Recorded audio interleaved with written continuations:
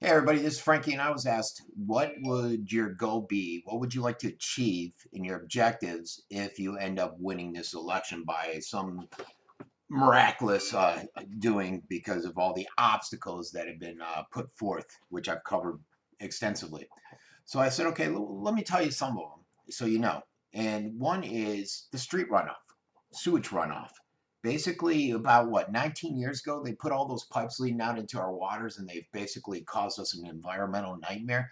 I'd love to see if there's another way to redirect that and fix this issue and do it at a cost that's not burdensome. See if we can get money from elsewhere. Just what are our options outside of keeping it the way it is now? I mean, can you imagine going down there being a tourist and seeing these big pipes, knowing that you were sitting in front, what some people were sitting in front of them once, and I said, "You do know that street runoff coming out of there, right?"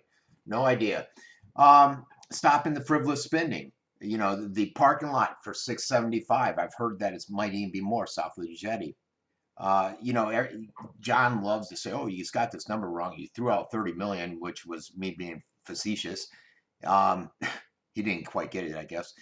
But and the Herald actually messed up. They said it's only 75,000. No, the trolley for 6 week trial was 75,000. It was a trial to see if it would alleviate the parking issue. It came back that it didn't. That people viewed it more as a tourist attraction, and it didn't help the parking whatsoever. However, this council decided to still move forward. They said because we need a 3 year plan, but now they're doing it for 3 to 4 months. You know, and I've heard different numbers. I've heard 70, 72, 75,000 for that 6 weeks. I've heard they're going to do it for 3 months, 4 months, a year. But even if you look at 3 to 4 months and you take what, 75,000 for 6 weeks, take that times 2.3, it's still coming out to over 200,000 for a trolley that is not obtaining the objective of alleviating parking. And somehow they think they're going to do advertising to help with the cost. Good luck there. I'm in advertising. I don't know if you guys know what the battle you have. Paying off the pension debt. Look, guys, this pension, like the fire department, has been out there for years. You know, I think John's slogan back 6 years ago was putting a heart back in Venice, and he still has it. Putting a heart back in Venice. Well, you had 6 years. That heart's not back in Venice. And what do you mean? Are we heartless? I'm a resident. Are you saying you got to put a heart back in because I'm heartless? This is heartless. I know I've talked to many of the firefighters, and this is something that's worrisome to them, and they wish would get paid. They said there's been a resolution, everybody came to terms, and the city council has done nothing to get it paid. Repairing the police and fire department. Hey, why? You know, I just said the trolley in the parking lot. That's 875,000. That's more than enough to do the repairs on the fire department. All three need repairs. Public Works needs a bunch of work. I don't know how much there. So why aren't we using the money for stuff like that? We need two more fire trucks at 500,000 each. Isn't buying a new fire truck more important than a parking lot south of the by Sharky's? And so I want to bring back some smart, controllable spending habits here. And you know, one thing I do want to make a correction. The mayor is always throwing around that he's great with numbers and indicating that I'm not. I did have a financial service lesson. I sold mutual funds for a while. I actually started my MBA work, which was focused on economics, stats, and all that stuff. And I took a few classes. I ended up getting out of the Navy, and I never went back. I've run a company for 15 years, so I think at one point he indicated that I didn't know how to read a budget. So basically, I haven't said anything, so he's alluding to the fact that I don't know all this stuff. But good luck there. I mean, it's amazing what I'm seeing now because he tries to present himself as this nice little guy, and he really isn't. And I present myself as I am. I'm a jerk sometimes. You guys know that. My life, I'm probably one of the most transparent people out there because of all the videos and everything I do with these scoop pages. And unfortunately, it's a pain in the butt sometimes for me. Now, the Hamilton building. Okay, they bought it for $975,000. At the time, they didn't know what they were going to do with it. They just said because it was a great buy and we had a great rate. They didn't know there was, I think it was 20 parking spaces. I would have never done that. Unless I had a specific objective with that property, I would have never taken the taxpayers' money. Do you know what we're doing with that Hamilton building now? We're leasing it out to the county for $10 a year for a 3-year lease. And we got our library in there now, and people are like, "Oh, we got our library there." But how many of you followed the email servers in the council meetings? And how many of you actually realize that the city council was made aware of this mold issue like a year prior to the county closing it down and did nothing about it? Now they had to close that library down, move everything over to the Hamilton. So we're losing money bringing it out for $10 a year. And we could have resolved the mold issue possibly when they found out about a year ago and did absolutely nothing. Now we got to build a whole new building. This is costing you, the taxpayer, because they kick the can down the road. Now, what are we going to do with Hamilton afterwards? They're going to build a library. What are we going to do with that Hamilton building afterwards? They're not even considering or looking into it. The other thing is the referendum for the public safety. If that doesn't go through, which I doubt it doesn't, I hope it doesn't.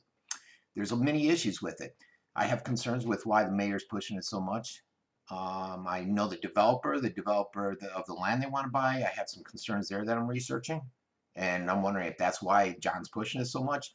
He pushed it without even looking at expanding the existing police station. There's a lot of issues and a lot of information that is not on that referendum that should be on that referendum for us to make a viable decision. So I hope it doesn't pass. I'm a little concerned that if they didn't look into what to do if it doesn't pass about the police station. They said they didn't want to spend money to do extensive repair of the roof and everything because referendum may go through. But what they didn't mention is they plan on moving public safety into there, so they'd have to do it anyways. And there's just so much disconnects, and I think a lot revolves around transparency.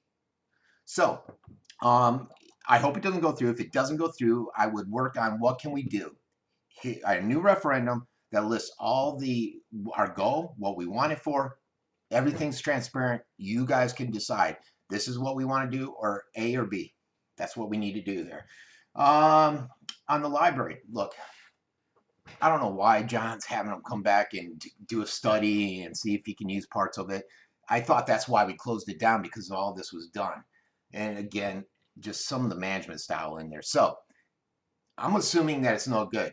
Otherwise, we wouldn't have shut it down and we wouldn't be looking at building a new one. If we build a new one, let's move forward. Let's not hold up that process anymore. And I've seen every email I've seen coming across from citizens says that. I've not seen one question, can we do a study and see if we can salvage any part of it? The other thing is the museum.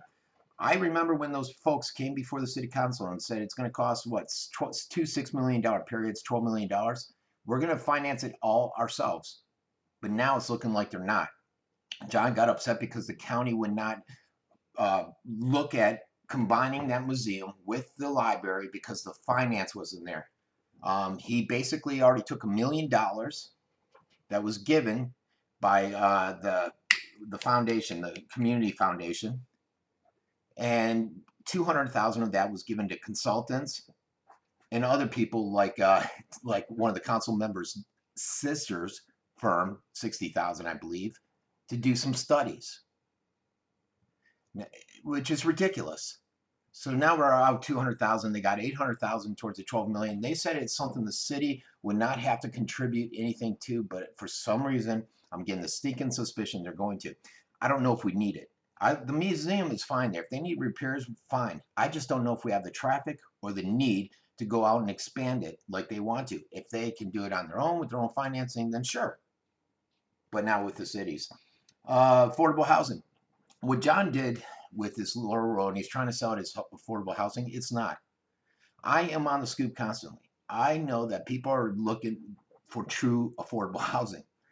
Going out and saying we're building more apartments so it's going to drive down price, we hope, is not affordable pricing. Going out and creating houses that are affordable to someone making $72,000 is not affordable. That's not going to help the waitress or the bartender down at Fenn's. It's a big sham. And that's the type of affordable housing we need for the people that are out there doing the waitressing, the bartending, the minimum wage jobs. That's the affordable you need. And that's the affordable John's not looking at, but he's trying to sell it as he is, which is a farce. Bring back a conservative view with the comp plan. The whole comp plan is being looked at again, guys. That's our 10-year comp plan. County just looked at theirs and it was very pro-developer. If John's elected, guess what? Him, Jeanette Gates, Bob Daniels, for sure, are going to be pro-development, and that's where that comp plan's going. All right, so that's something I got to work on. Whoever gets in that office is going to have to work on that comp plan, and it's up to you. Do you want someone like myself that wants control sustainable growth, or do you want John? And look, I don't need to tell you where John is at. I think you all know his vote just this week indicates where his head is at on that. On bringing in that, so I want a conservative view there on the hotels. Post office, no, I'm not looking at that. The post office priced it and came back with an offer that was so ridiculous because they don't want to go, they don't want to do anything with it. And John's what he called rosy picture of doing it without ever changing cash in hand is just that, a rosy picture. Pineapples in the airport, look, I don't. We'll have to see what developers come to us with, where the comp plan is, or where the zoning's at, what they want to do, the difference between the two. We do need to do something with the airport property. Okay, we need to generate the revenue there, or the airport does actually. So look at that. But one thing I'm going to consider is infrastructure. A shuttle bus is not going to alleviate traffic. People just don't use them like they're trying to sell you on. So infrastructure is going to be key there with any developer that wants to come in. If it is Mike Miller with his 80 to 120 room hotel, luxury hotel, A, I got to look and see where the zoning and what he wants, because I'm not sure I'm sold on that. B, he's got to really sell me on the fact that his past history of being overloaded and going bankrupt is not going to happen again. Comp plan revision, I already said that a much. Oh yeah, last thing is this. I heard council members out there and they're talking about townhouse, and we need to do a town hall. And they said, no, it's at night, and nobody was really on board with it. And you're not going to get a consensus to get everybody out there and do town halls. But I think you need to talk to the people. Now, I'm going to continue to have my scoop out there. But the other thing is HOAs. One thing I found out in this election process is HOAs are very active. Venetian Golf and Country Club, very active. That room was packed. That was Venetian. The other one was Sawgrass. That was packed. So these people are going out and to these meetings. One thing I found out is I went to an actual nighttime HOA meeting that wasn't for politicians, and I found that they disseminate some great information. So I'm open to going to those. I would love for each HOA to invite me to their monthly meetings. And if I can sit and I can listen to the problems, the issues that the community is having. If they want me to speak, I'll speak. I don't need a town hall where nobody's going to get into it, and that's my excuse for not having one. Oh, nobody wants to buy into it. All right. Now, there's communities that don't have HOAs, but if you can come out and say, hey, Frank, we got this building, the community center, it's free. Can you come out and talk to us once a month? Yeah, I'll do it. I'm all about that. I want to hear what the issues are. And that's the problem now. These guys are up there making decisions because they were elected and they think they have the foresight and they know much more than you do to make the correct decisions, and that's not always true. And they're not listening to the people they represent. Now, you got to keep one thing in mind, though. I'm only one of 7 votes. Sure, I'll be the mayor and I'll be able to guide the agenda. You basically sit up there and control the agenda and the direction and everything in the meetings. But I'm one of 7 votes. But it's imperative that I be up there if you want to control development. Right now, you have Gates, Daniels, and McKeon that tend to go for development. McKeon's on the fence, but he tends to go that way. Cotero is on the fence, but sometimes he's not always pro-development. Anderson and Fraze are not pro-development. Fraze, I think, unfortunately, sometimes caves into pressure and goes with the rest of the crowd. So that leaves one more person that's going to be the deciding vote. You can have Hollick, we know where he's voted all the time, or you can have me, which I had the same message I've had for years fighting the developers. There's one reason why I don't have one sign in a developer's lots. John has it at the attorney, Jeff Boone, who represents them all, and he has them on all their lots. There's a reason for this, folks. So this is probably going to be my last communication in regards to the election before November 8th. I wanted to put that out there. There is no celebration party. I'm not planning. I know politicians always have parties the night of the election.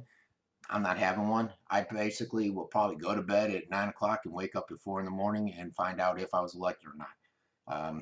Um, so it'd be it. Someone said once, "You're not serious." This is how I am. All right. This is the person you get. I take things as they come. And if you feel I'm not serious enough, that's another thing. Go with Holic. Don't go with me. You got a choice. Use it. I'll be fine. I'll survive. All right, everybody. This has been Frankie Abbruzzino. Remember to vote for me November 8th. Or now, early voting.